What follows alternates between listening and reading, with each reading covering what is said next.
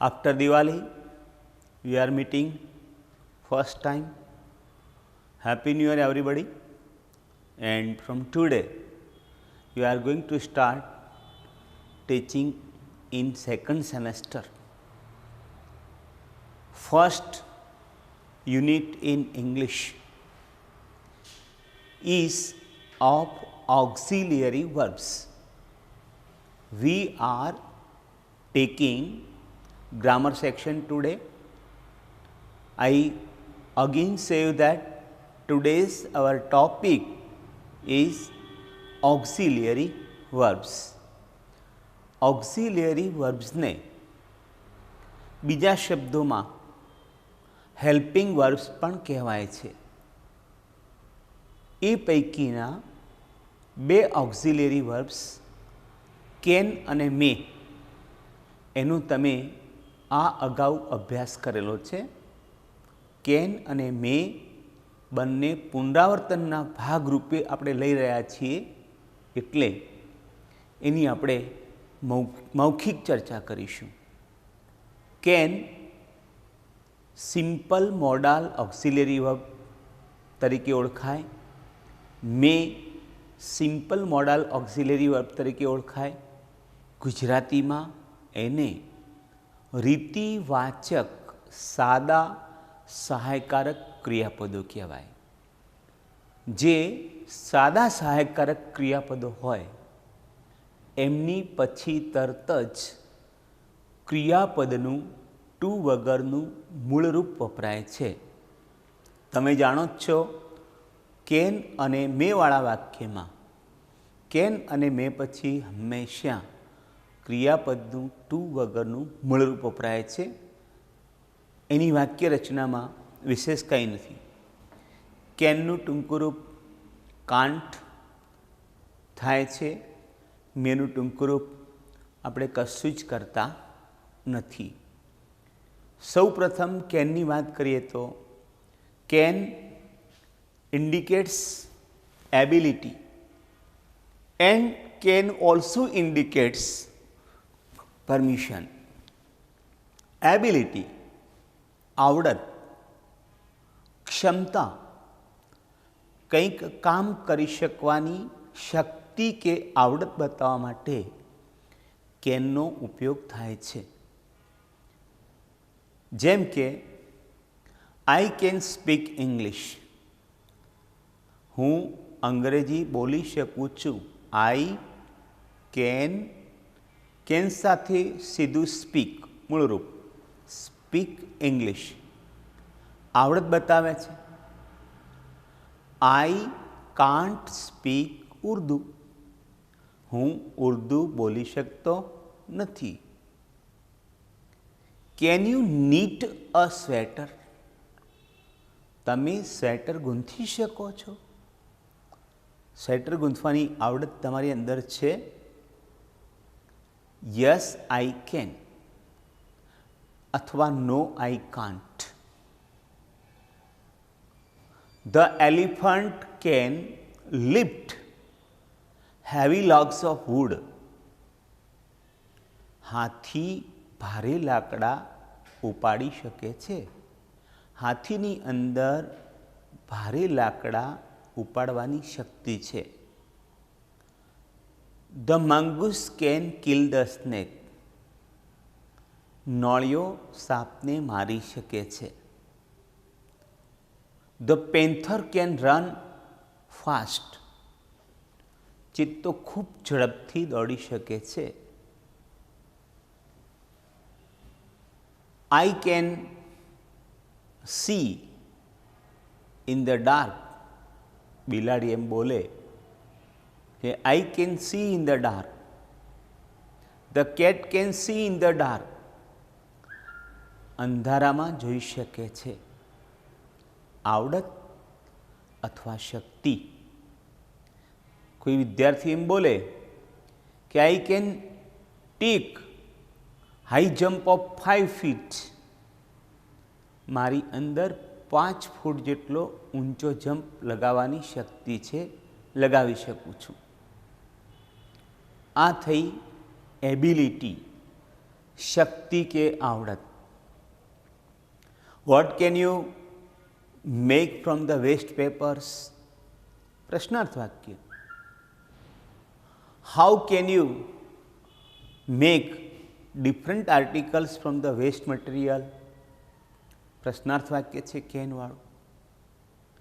Who can draw nice designs on the border of the board? તો આ રીતે કેનને આપણે ખૂબ નીચલા ધોરણથી ચોથા કે ત્રીજા ધોરણથી જાણીએ છીએ. કેનનો બીજો ઉપયોગ છે પરમિશન માટે. ઇંગ્લિશમાં પરવાનગી કે પરમિશન માગવા માટે ઘણી બધી રીતો છે. એ પૈકી એક રીત છે કેન. કેન વડે પ્રશ્ન પૂછવા માટે, કેન વડે પરવાનગી માંગવા માટે આપણે કેનવાળો પ્રશ્ન પૂછવો પડે છે. કેનવાળા પ્રશ્નાર્થ વાક્યથી પરવાનગી માગી શકાય છે, પરવાનગી આપી પણ શકાય છે. Can I have your pen?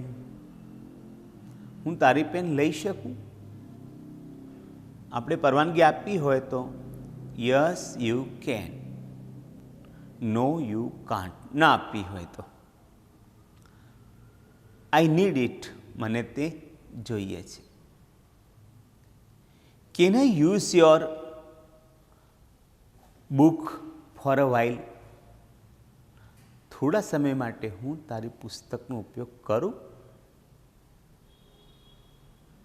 Can I come with you mum in the market?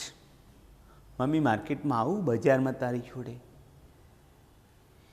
Can I take photo with you?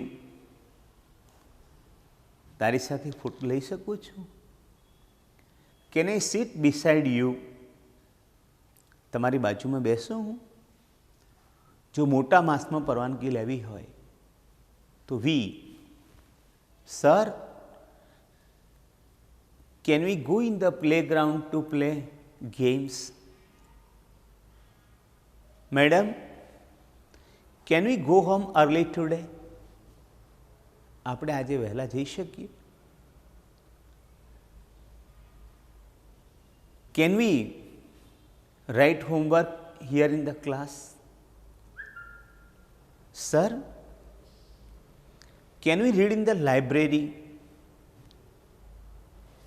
Can we watch experiments on TV? TV ઉપર અમે પ્રયોગ જોઈ શકીએ? Yes you can, no you can't. આ રીતે can એના બે ઉપયોગ છે. કેન એટલે શક્તિ કે આવડત બતાવવી, અને કેનનો બીજો ઉપયોગ છે પરવાનગી માગવી કે પરવાનગી આપવી. ફરીથી કેનના ટૂંકા રૂપમાં ખાસ ધ્યાન રાખવાનું છે. કેન નોટનું ટૂંકું રૂપ કેનન્ટ નહીં, કાન્ટ થશે. કાન્ટ ધ્યાન રાખવાનું છે. બીજું સહાયકારક ક્રિયાપદ છે મે, MAY. મેના 3 થી 4 ઉપયોગ છે. મે પણ સાદું સહાયકારક ક્રિયાપદ છે.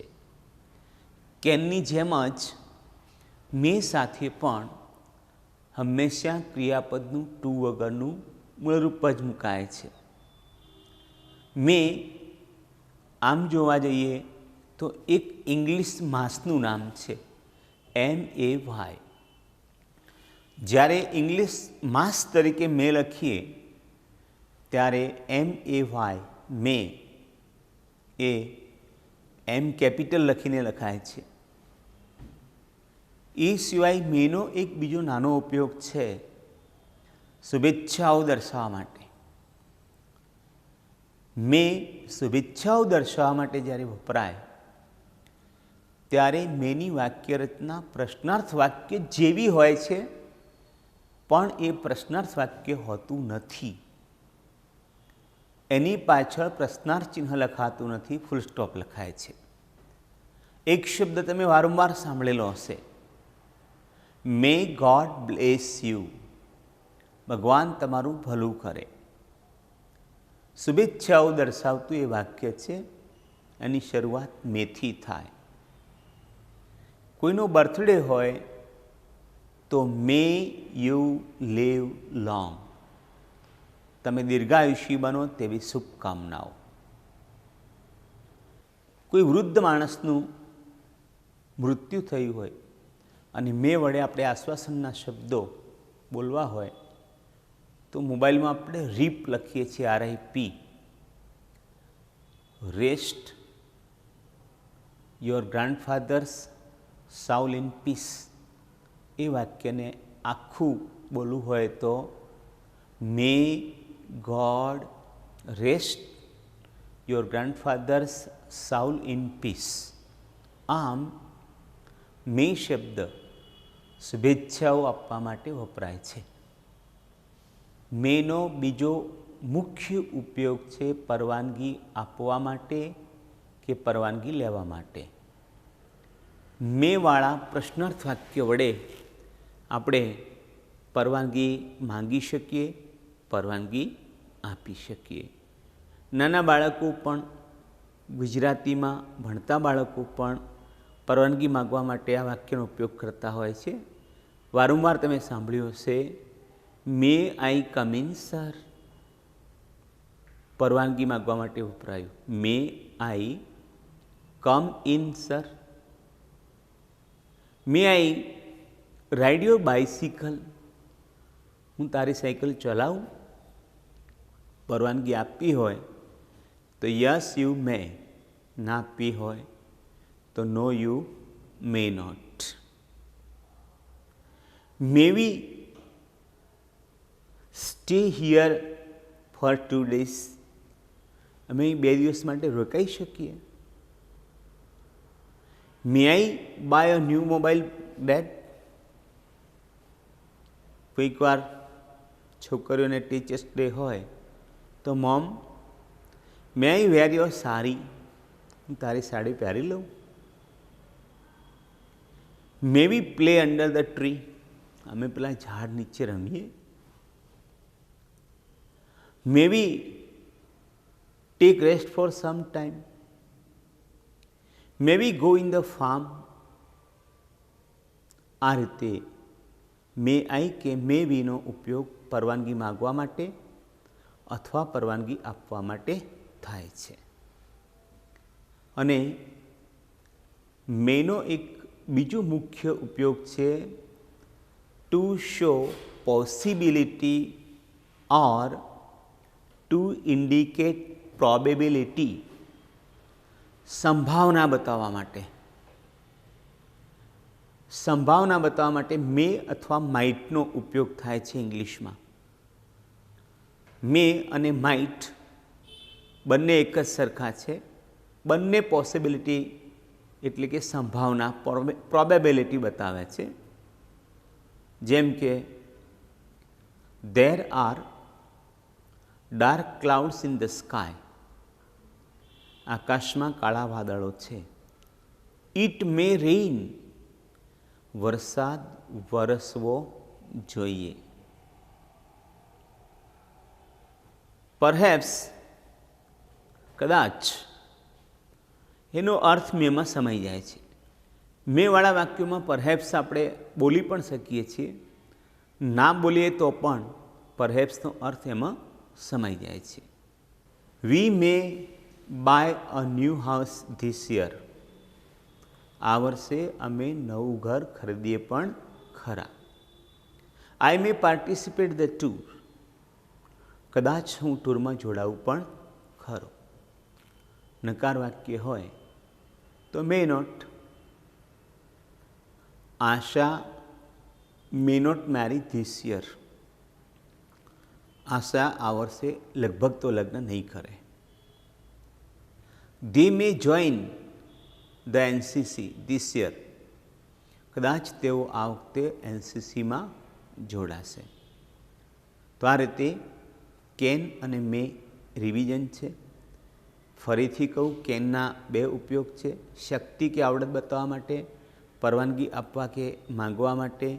મેના 3 ઉપયોગ છે. શુભેચ્છાઓ દર્શાવવા માટે, સંભાવના બતાવવા માટે, પરમિશન એટલે પરવાનગી આપવા કે માંગવા માટે કેન અને મે બંને સાથે ક્રિયાપદનું ટુ વગરનું મૂળરૂપ વપરાય છે.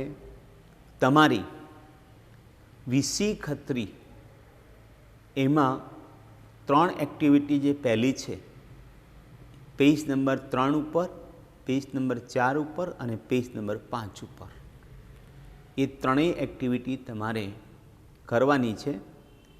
કેન, મે અને આપણે જે કંઈ ચલાવ્યું છે એની જ એ એક્ટિવિટી છે. હવે આપણે જે નવા ઓક્ઝિલિયરી વર્બ્સ ભણવાના છે એની વાત કરીએ. સૌથી પહેલાં નવા 8મા ધોરણમાં જે ઓક્ઝિલિયરી વર્બ્સ ભણવાના છે એના સ્પેલિંગમાં ધ્યાન રાખવાનું છે. શુડ, વુડ, કુડ, મસ્ટ અને might. Should, would, could, must અને માઇટ. સ્પેલિંગમાં એલ આવે છે પણ એલનું ઉચ્ચાર નથી કરવાનું. શુડ, શાઉલ્ડ નહીં, શુલ્ડ નહીં, શુડ. શુડ એટલે જોઈએ.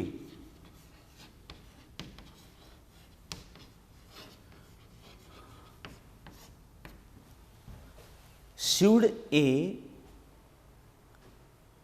હળવાશથી કોઈકે આમ કરવું જોઈએ, કોઈએ આમ કરવું જોઈએ નહીં. શું કોઈએ આમ કરવું જોઈએ, શું કરવું જોઈએ વગેરે જેવા વાક્યો બોલવા માટે,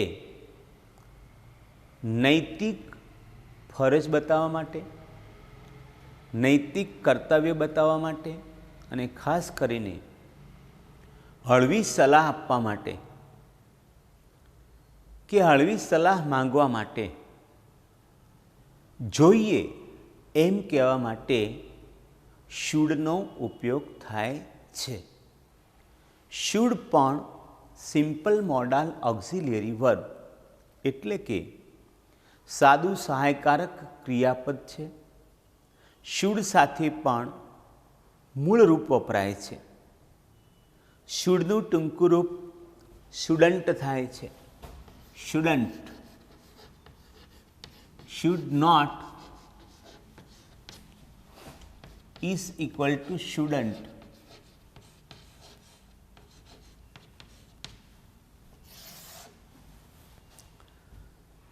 શુડને કર્તાની આગળ મૂકીને પ્રશ્નાર્થ વાક્યો પણ બનાવી શકાય છે.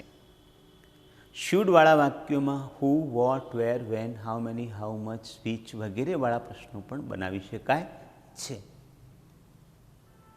ફરીથી વાક્યરચનાની વાત કરીએ તો સૌથી પહેલાં કર્તા, કર્તા પછી તરત જ શુડ, શુડ પછી હકાર વાક્ય હોય તો ક્રિયાપદનું ટુ વગરનું મૂળરૂપ, નકાર વાક્ય હોય તો શુડ નોટ કે શુડન્ટ લખીને ક્રિયાપદનું ટુ વગરનું મૂળરૂપ અને અન્ય શબ્દો લખીને વાક્ય પૂરું કરાય છે.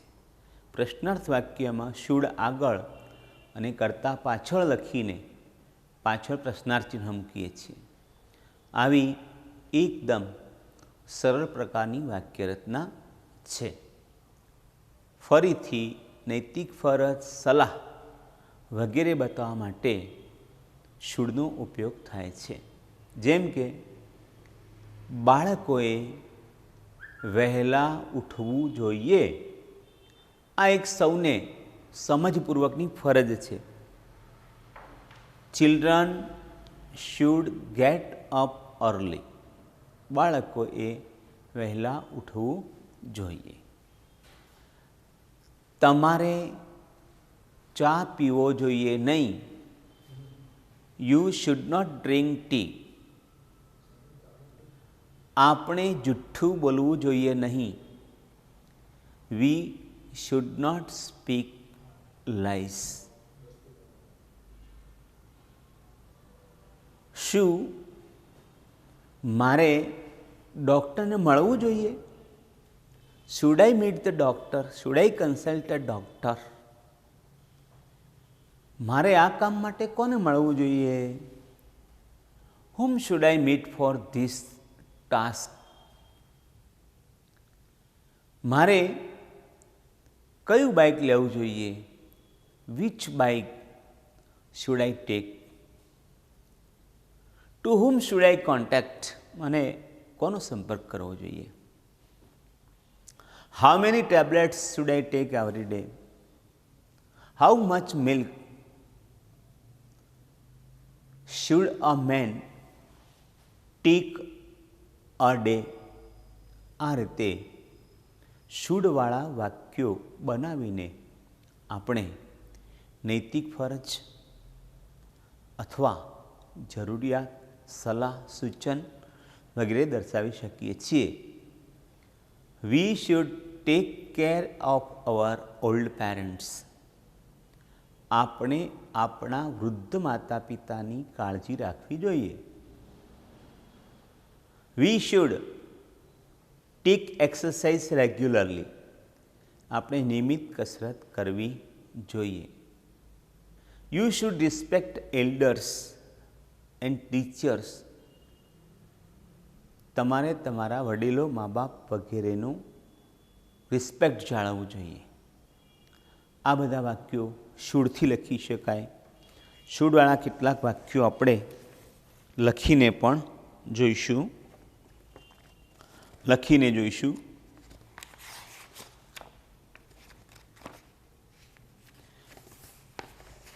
આપણે સાચું બોલવું જોઈએ.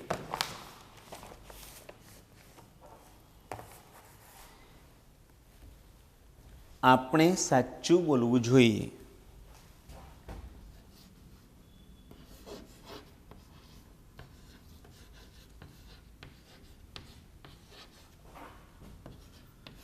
We should speak true.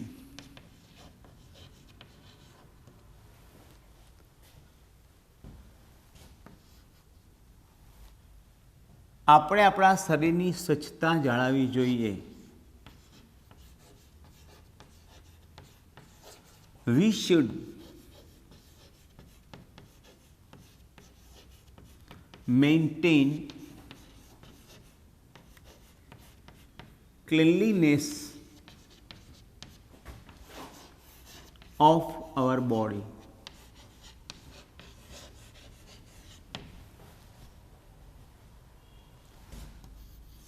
તમારે નમ્રતાથી વાત કરવી જોઈએ.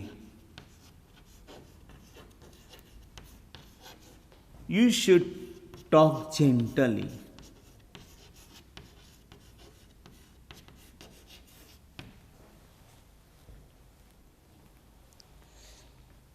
આપણે જુઠ્ઠું બોલવું જોઈએ નહીં.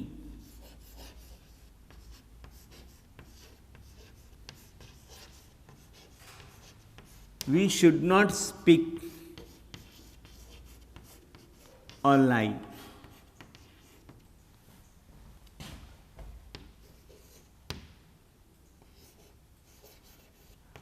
આપણે વધારે પડતી દવાઓ લેવી જોઈએ નહીં. We should not take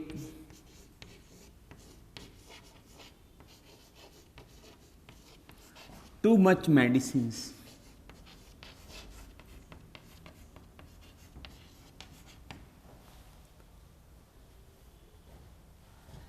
આ કામ માટે મારે કોને મળવું જોઈએ?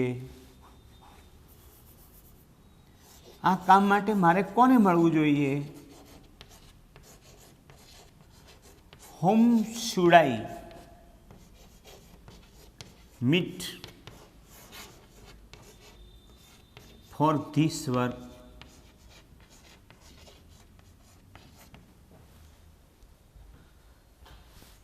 અમારે શું કરવું જોઈએ?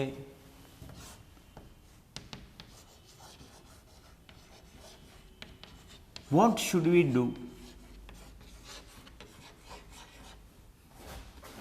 What should we do?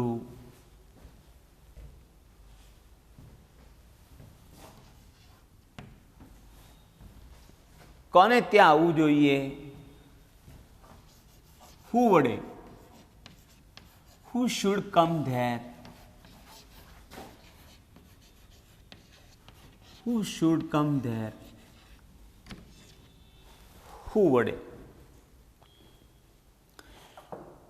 શું મારે આ પુસ્તક ખરીદવું જોઈએ? શું મારે આ પુસ્તક ખરીદવું જોઈએ? સલાહ માગી છે.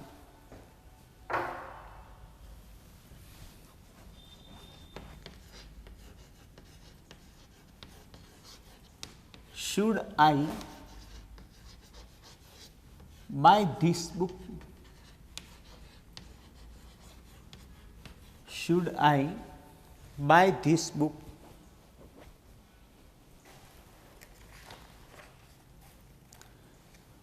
તમારે ડૉક્ટરની સલાહ લેવી જોઈએ.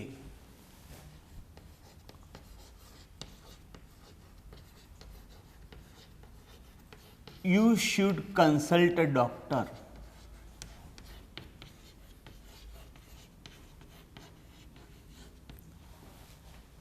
મારે દરરોજ કેટલી રોટલીઓ ખાવી જોઈએ? How many chapatis should I eat every day? મારે દરરોજ કેટલી રોટલીઓ ખાવી જોઈએ?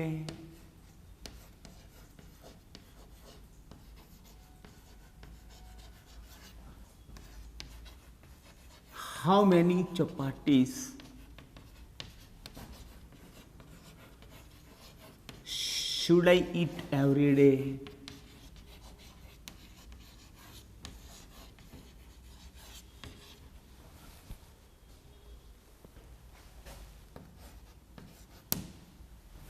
મારે કઈ દવા પીવી જોઈએ?